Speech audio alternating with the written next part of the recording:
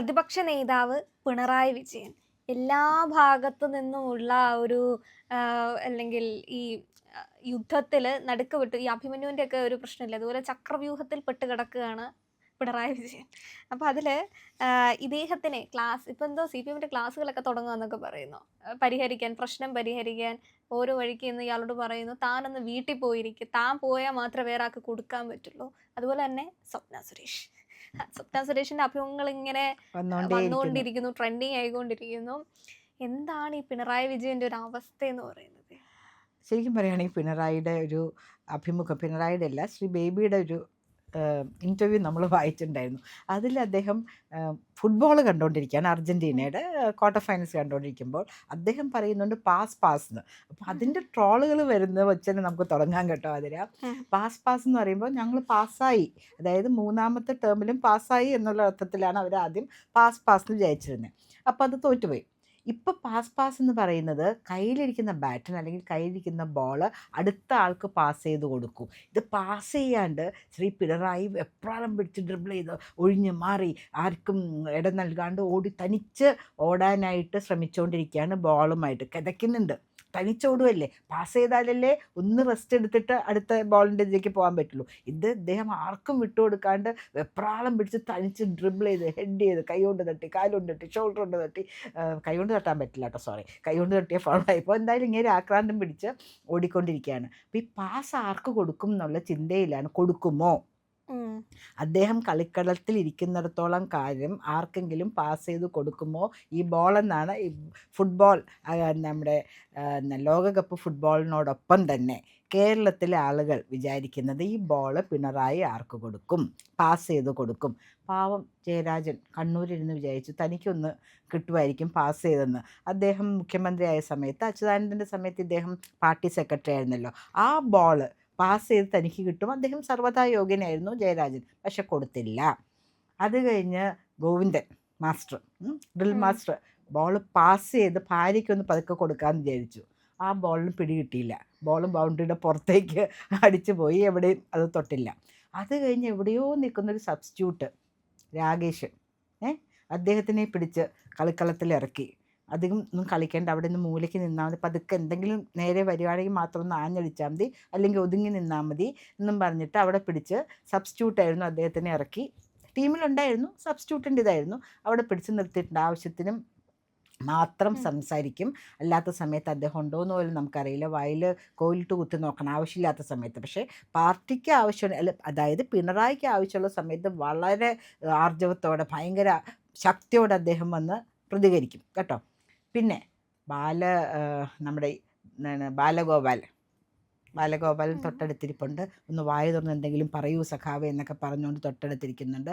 അദ്ദേഹം പ്രതീക്ഷിക്കുന്നത് പാസ് ചെയ്ത് അദ്ദേഹത്തിനെ പ്രതിപക്ഷ നേതാവ് എന്നുള്ള സ്ഥാനത്ത് കൊണ്ടുവരുമ്പോൾ അദ്ദേഹം ആകാംക്ഷയോടെ അടുത്തിരിപ്പുണ്ട്. ആ ബോൾ തൊട്ടടുത്തേക്കല്ലേ കിട്ടാനായിട്ട് ചാൻസ് ഇരിക്കുന്നുണ്ട്.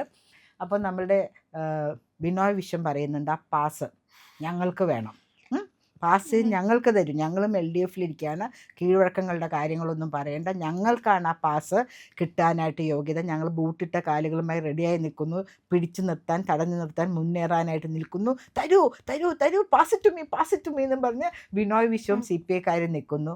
പുറകിൽ സഭ TV കാണാറുണ്ടോ? സഭ TV ഏത് ആംഗിളിൽ നിന്നാലും കാണുന്ന ഒരേ ഒരു മരിമോനിക്ക, റിയാസ് എന്നൊക്കെ പറയാറുണ്ടല്ലോ, അദ്ദേഹം ഇപ്പം കരുതി വെക്കും അതിലേക്കിട്ട് കേട്ടോ. അതുകൊണ്ട് മരുമോനിക്ക് മാത്രമേ കാണാൻ പറ്റുള്ളൂ. അദ്ദേഹം പറഞ്ഞു, അമ്മായിച്ച പുറകിലേക്ക്, ജസ്റ്റ് ബാക്കിലേക്ക് ഒരു കാല് ആക്കിയാൽ ബോൾ തട്ടി ഞാൻ റെഡിയാണ് ഇത് ആക്സെപ്റ്റ് ചെയ്യാൻ, ഞാൻ ഇവിടെ ഉണ്ടെന്നും പറഞ്ഞ് പുറകെ അദ്ദേഹം കുതിച്ച് പാഞ്ഞുകൊണ്ടിരിക്കുകയാണ്. പിണറായി കിതയ്ക്കുമ്പോഴും തളരുമ്പോഴും ഒക്കെ പുറകിൽ just pass the ball to me എന്നും പറഞ്ഞിട്ട് മരുമോനിക്ക നിൽക്കുന്നുണ്ട്. അങ്ങനെ നിൽക്കുന്ന ഇടയിലാണ് പെട്ടെന്ന് ബോൾ ശ്രീമതി സ്വപ്ന സുരേഷിൻ്റെ കോർട്ടിലേക്ക് എങ്ങനെയോ വരുന്നത്. ഇപ്പോൾ ശ്രീമതി സ്വപ്ന പുറത്തേക്ക് വന്നിരിക്കുന്നു. അവർ പറയുന്നു, ഞാൻ ഇവിടെ എൻ്റെ കുട്ടികളുമായിട്ട് എനിക്കിപ്പോൾ സ്വൈര്യമായിട്ട് കേരളത്തിൽ താമസിക്കാൻ പറ്റുമെന്ന് തോന്നുന്നു, കേരളത്തിലേക്ക് മടങ്ങി വന്നിരിക്കുന്നു എന്നൊക്കെ പറയുന്നു. അതിനിടയ്ക്ക് ഒരാളെ നമ്മൾ വിട്ടുപോയിട്ടോ, ബേബി സഖാവിനെ ലോങ് പാസിൽ കൂടെ അങ്ങോട്ടേക്ക് വിട്ടേക്കാണ് ഡൽഹിയിൽ. അദ്ദേഹം ഡൽഹിയിലിരുന്നാണ് ഇപ്പോൾ എല്ലാം കളികൾ കാണുന്നു മാത്രമേ ഉള്ളൂ, കളിയിൽ ആക്റ്റീവായി പങ്കെടുക്കുന്നില്ല.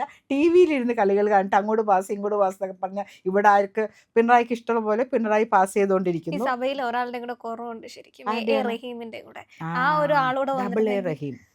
ഡബിൾ എ റഹീം ഒക്കെ ഇനി വീട്ടിലിരുന്ന് ശരിക്കും പഠിച്ചിട്ട് വരാൻ പറഞ്ഞ് അവിടെ അവരെ വെച്ചിരിക്കാന്ന് തോന്നുന്നു. അല്ലെങ്കിൽ എനിക്ക് സൗകര്യമുള്ളപ്പോൾ ഞാനൊന്ന് നിന്റെ നേരെ കിക്ക് ചെയ്തേക്കാന്ന് പറഞ്ഞ് കുറേ പേര് അങ്ങനെ സൈഡ് ലൈനിൽ ശിവൻകുട്ടി, സബ്സ്റ്റിറ്റ്യൂട്ട് അതെ കടകംപള്ളി അതെ സുരേന്ദ്രൻ. അവരൊക്കെ അവിടെ ഇരിക്കുകയാണ് സബ്സ്റ്റിറ്റ്യൂട്ട്സ് ആയിട്ട്. ഇപ്പം ഞാനൊരു അത്ലീറ്റ് ആയതുകൊണ്ട് എനിക്കറിയാം ടീമിൽ കളിക്കാനായിട്ടൊരു ചാൻസ് കിട്ടുക എന്ന് പറഞ്ഞാൽ അതൊരു വലിയ കാര്യമാണ് കേട്ടോ.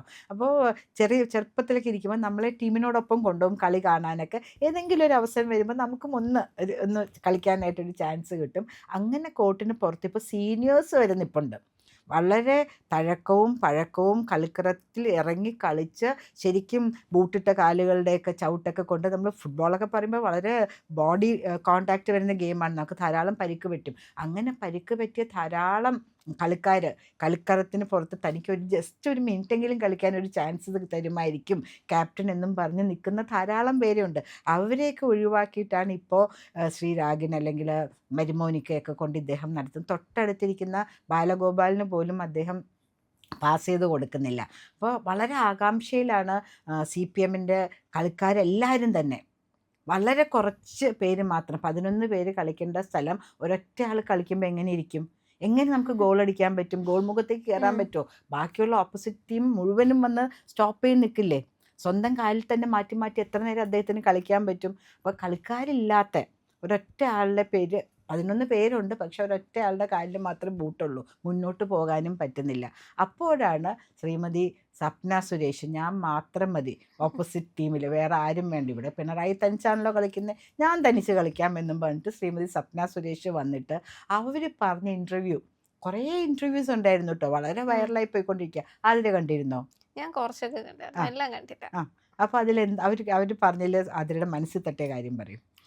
പ്രധാനമായിട്ടും ആ ഒരു സ്വർണ്ണ സ്മഗ്ലിംഗ് കേസ് ഉണ്ടല്ലോ, ആ കേസുമായി ബന്ധപ്പെട്ട് കുറെ വിഷയം പറഞ്ഞു. അത് ഇവരെ മാത്രം മറ്റേ കോർണർ ചെയ്ത് അങ്ങനെയൊക്കെ ആക്കി മാറ്റിയത് ഈ പിണറായി വിജയനും ഇയാളുടെ ആ ഒരു സംഘവുമാണ്. അങ്ങനത്തെ അല്ല കുറെ വേറെ കാര്യം പറഞ്ഞു. അവരെ പറ്റി ഒരു ലേഡി എന്നൊന്നല്ലേ ഒരു മനസ്സിൽ ഒരു സ്റ്റേറ്റ്മെന്റ് പറഞ്ഞിട്ടുണ്ടായിരുന്നു, അതിപ്പോ വൈറലാവുന്നുണ്ട്. കാണാൻ നല്ല ഭംഗിയൊക്കെയാണ്, കുറച്ച് തടിച്ചിട്ടാണെന്ന് ഒരു പ്രശ്നം മാത്രം, കുറച്ച് തടിയുണ്ടെന്ന് മാത്രമേ ഉള്ളൂ. അങ്ങനെ ഒരു സ്റ്റേറ്റ്മെന്റ് കൂടെ സ്വപ്ന സുരേഷ് പറഞ്ഞിട്ടുണ്ടായിരുന്നു. അതിപ്പോ മറ്റു രീതിയിലൊക്കെ പോയിക്കൊണ്ടിരിക്കുകയാണ്. പിണറായി വിജയൻ ഇങ്ങനെയും പറഞ്ഞു, ഇതും ഉണ്ടായിരുന്നു അതിൽ, അങ്ങനെ ഒരു രീതിയിൽ ഇത് പോകുന്നുണ്ട്. ശ്രീ പിണറായി വിജയൻ്റെ മിനിസ്ട്രിയിലുള്ള ഒരു മന്ത്രി വളരെ മോശമായിട്ട് തന്നോട് പെരുമാറുമെന്നും മൊബൈലിൽ കൂടെ മെസ്സേജുകൾ അയക്കുന്നൊക്കെ ശ്രീമതി സപ്ന സുരേഷ് പറഞ്ഞിട്ടുണ്ട്. ഈ കാര്യങ്ങൾ എന്തുകൊണ്ട് ശ്രീ രമേശ് ചെന്നിത്തലയ്ക്ക് ഓപ്പൺ ചെയ്തു? ആ കാര്യമില്ല, അത് പോട്ടെ. ഞാൻ പറയുന്നത് സ്വർണം വന്നു, എവിടേക്ക് പോയി, ആരാണ് അതിൻ്റെ പുറകിൽ പ്രവർത്തിച്ചത്? തനിക്കൊന്നും കിട്ടിയിട്ടില്ല എന്ന് ശ്രീമതി സ്വപ്ന സുരേഷ് പറയുന്നുണ്ട്. അവർ വ്യക്തമായിട്ട് പറയുന്നുണ്ട് ആർക്കാണത് പോയിട്ടുള്ളതെന്നും ആരുടെ കയ്യിലാണുള്ളതെന്നും ആരുടെ അറിവോടുകൂടിയാണ് പോയിട്ടുള്ളതെന്നും അവർ പറയുന്നുണ്ട്. ആ കാര്യങ്ങൾ കേരളത്തിൻ്റെ പ്രബുദ്ധരായ കേരളത്തിലെ ജനതയ്ക്ക് അറിയേണ്ടേ? ഏതെല്ലാം കേസുകൾ ഓപ്പൺ ചെയ്തിരിക്കുന്നു ശ്രീ രമേശ് ചെന്നിത്തല അല്ലെങ്കിൽ നമ്മുടെ മുഖ്യമന്ത്രി ശ്രീ VD സതീശൻ. അതോടൊപ്പം തന്നെ ആർജവമുണ്ടെങ്കിൽ ഏറ്റവും ആദ്യം ഓപ്പൺ ചെയ്യേണ്ട കേസ് ശ്രീമതി സ്വപ്ന സുരേഷിനെ ഇവരെ കൂട്ടുപ്രതിയാക്കിയ കേസ് തന്നെയാണ്. സ്വർണം പല രൂപത്തിൽ വന്നു എന്ന് പറഞ്ഞു, എങ്ങനെയൊക്കെ വന്നു. ഒരു സമയത്ത് നമുക്ക് പേപ്പർ എടുത്ത് തോന്നിയാൽ ഇത് മാത്രമേ ഉണ്ടായിരുന്നുള്ളൂ.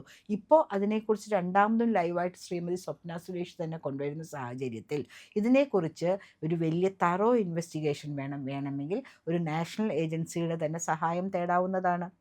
നമുക്കറിയണ്ടേ ആതിര, ഇതെന്ത് പറ്റി, എത്ര പേര് ജയിലിൽ കിടന്നു, എത്ര നാൾ ജയിലിൽ കിടന്നു, അവർക്ക് നീതി കിട്ടണ്ടേ? ഒരു സ്ത്രീ ആയതുകൊണ്ടും അല്ലെങ്കിൽ അവരൊക്കെ കുറച്ച് വിവരവും വിദ്യാഭ്യാസവും ഉള്ളതുകൊണ്ടും അവരെ ഒതുക്കുവാൻ വേണ്ടി പൂട്ടിയിടുവാൻ വേണ്ടി നടത്തിയൊരു ഗെയിമായിട്ടാണ് ഇപ്പോൾ പറയുന്നത്. അങ്ങനെയല്ലല്ലോ. ഇതിൻ്റെ പുറകിലുള്ള സത്യം എന്ന് വെച്ചാൽ ധാരാളം സ്വർണം, അനധികൃതമായ സ്വർണം ഡിപ്ലോമാറ്റിക് ചാനലിൽ കൂടെ വന്നു എന്നുള്ളതാണ് ഈ കേസിൻ്റെ തുടക്കം.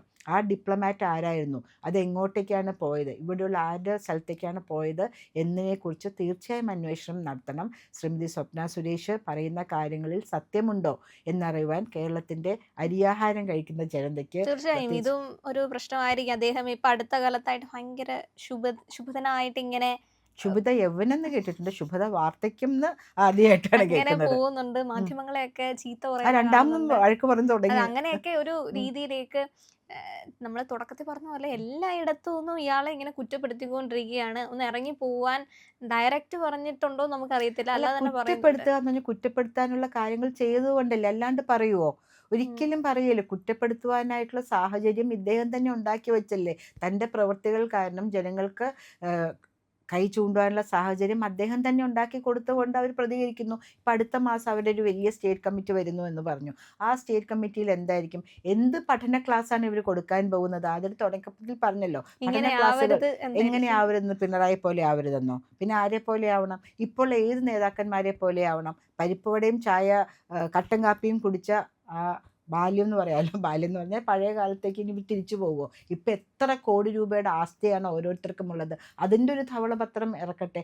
അതോടൊപ്പം തന്നെ CPM-ൻ്റെ ആസ്തികൾ എന്താണ് ഓരോന്നും പറഞ്ഞ് ഗവൺമെൻറ്റിൽ നിന്നും പലരിൽ നിന്നും എടുത്തു വച്ചിരിക്കുന്ന ആസ്തികൾ ഉൾപ്പെടെ പാർട്ടിയുടെയും പാർട്ടിയിൽ പ്രവർത്തിക്കുന്ന നേതാക്കന്മാരുടെയും സഹയാത്രികരുടെയും സ്വത്തുകളെക്കുറിച്ചും ഒരു ധവളപത്രം ഇറക്കട്ടെ. എന്നിട്ട് പോരെ പാർട്ടി ക്ലാസ്സുകൾ? അതല്ലേ ശരി? പ്രിയമുള്ളവരെ, നമ്മുടെ ചാനൽ ഒരുപാട് പേർ കാണുന്നുണ്ട്. കാണുന്നവരോടെല്ലാം നമുക്ക് വലിയ സ്നേഹവുമുണ്ട്. അവരൊക്കെ നമ്മുടെ ചാനലിനെക്കുറിച്ച് ഒരുപാട് പേരോട് പറയുന്നുമുണ്ട്. പക്ഷേ ഒരു കാര്യം, നമ്മൾ കാണുന്നവരുടെ എണ്ണം അനുസരിച്ച് ചാനലിൻ്റെ സബ്സ്ക്രിപ്ഷൻ കൂടുന്നില്ല. എന്താ കാര്യം എന്നറിയാമോ? നമ്മൾ കണ്ടിട്ട് അങ്ങ് പെട്ടെന്ന് തിരിച്ചു പോവുക. പക്ഷേ കണ്ടതിന് ശേഷം ഒരു നിമിഷം നിൽക്കുക. നമ്മുടെ ചാനലിൻ്റെ IND എന്ന് പറയുന്ന ലോഗോ ഇല്ലേ, അവിടെ ഒന്ന് വിരലമർത്തിയാൽ ചാനലിൻ്റെ ഫീഡ് തുറന്നു വരും. അവിടെ സബ്സ്ക്രൈബ് എന്നൊരു നീല നിറത്തിലുള്ള ബാറുണ്ട്. അവിടെ ജസ്റ്റ് ഒന്ന് തൊടുക. തൊട്ടടുത്തൊരു മണിയുടെ ചിത്രമുണ്ട്, ബെല്ലൈക്കൺ. അവിടെ ഒന്ന് തൊട്ടാൽ നിങ്ങൾക്ക് നമ്മുടെ എല്ലാ വീഡിയോകളും കാണാനുള്ള നോട്ടിഫിക്കേഷൻ കിട്ടും. മാത്രമല്ല, ചാനലിൻ്റെ ഒരു സബ്സ്ക്രൈബറായി മാറുകയും ചെയ്യും. അത് ഞങ്ങൾക്ക് വലിയ സഹായമായിരിക്കും. ഉറപ്പായിട്ടും അത് ചെയ്തിട്ടില്ല എങ്കിൽ ഇപ്പോൾ തന്നെ ഒന്ന് ചെയ്യണേ.